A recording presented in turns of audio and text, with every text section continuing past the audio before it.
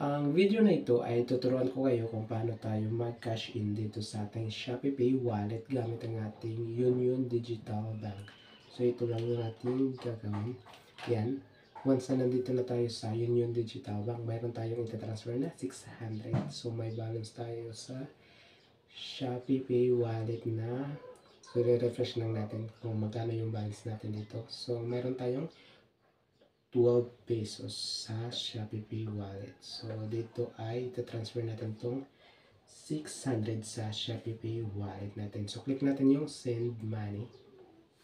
So, hintayin lang natin na magre-reload yung send money sa Union Digital Bank. Once na nag-transfer tayo sa Union Digital Bank sa Shopee Pay wallet ay wala tayong babayaran.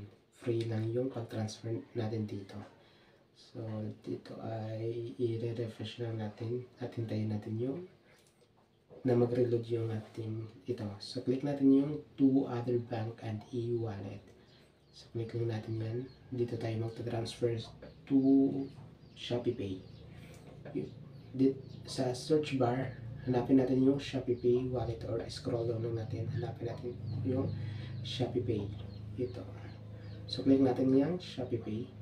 Dito tayo magta-transfer. So, free lang yung processing fee dito.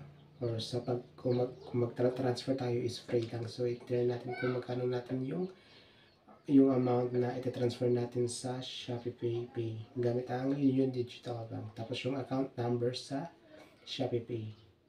Yung naka-register sa Shopee Pay wallet number. So, ito yung number na naka-register sa ating Shopee wallet. Tapos yung 0956993853. Tapos yung account name sa Shopee Pay wallet. So i-type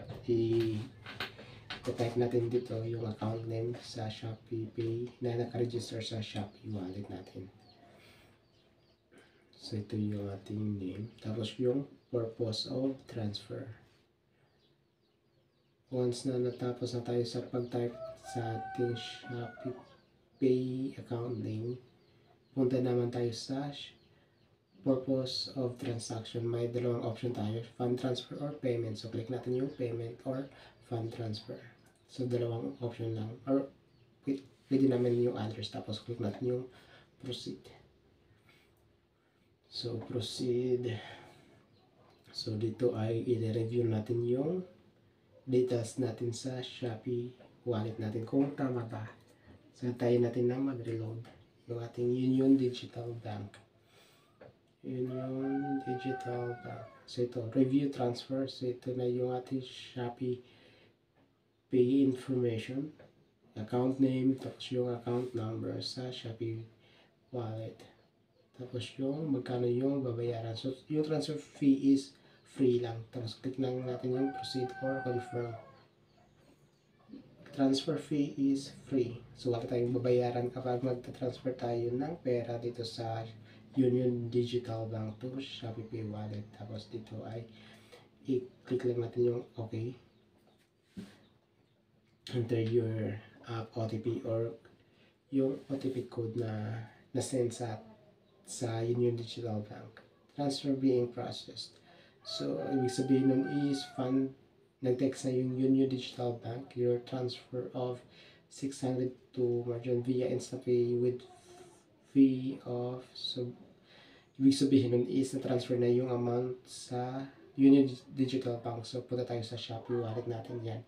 So, i-refresh lang natin to. Mayroon tayong 12 pesos sa Shopee wallet natin. Ngayon ay once na refresh natin yung Shopee wallet ay ito. So successful na yung pag-transfer natin sa Union Digital Bank to Shopee wallet natin. Mayroon na tayong balance na 612 pesos sa Shopee wallet natin.